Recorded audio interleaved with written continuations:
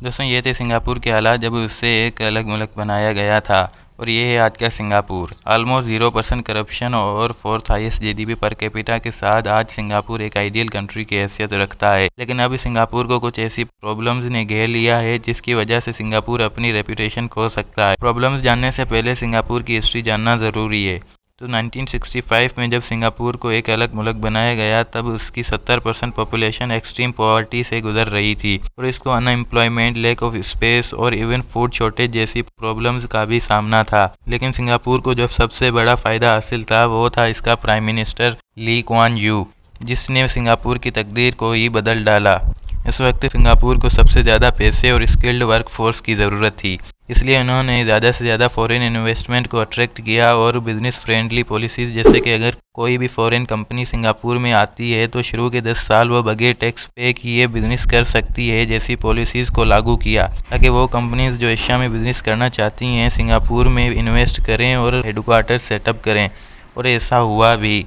और सिंगापुर के लोगों का पोटेंशियल बढ़ाने के लिए सिंगापुर ने मेरिटोक्रेसी का निज़ाम चलाया, जिसके तहत स्किल्ड और टैलेंटेड लोगों को ज़्यादा रिवार्ड्स और वैल्यू दी जाएगी, बगैर ये देखे कि वो किस बैकग्राउंड से ताल्लुक़ रखते हैं।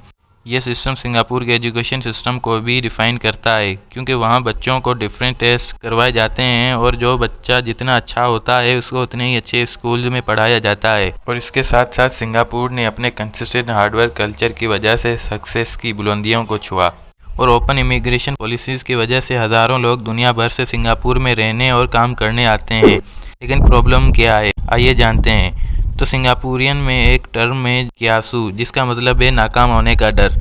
अगर सिंपल वर्ड्स में समझाऊं तो ये एक साइकोलॉजिकल ट्रेट है जिसमें इंसान को लगता है कि अगर उसने बाकी लोगों के मुकाबले में बहुत ज़्यादा मेहनत नहीं की तो वो पीछे रह जाएगा और इसको बाकी सबसे आगे होने की ख्वाहिश पैदा होती है, जिसके लिए वो हद से ज़्यादा मेहनत करने लगता है, भले ही वो उस काम से नफरत करता हो, जिसकी वजह से वो बहुत सी साइकोलॉजिकल प्रॉब्लम का शिकार हो जाता है।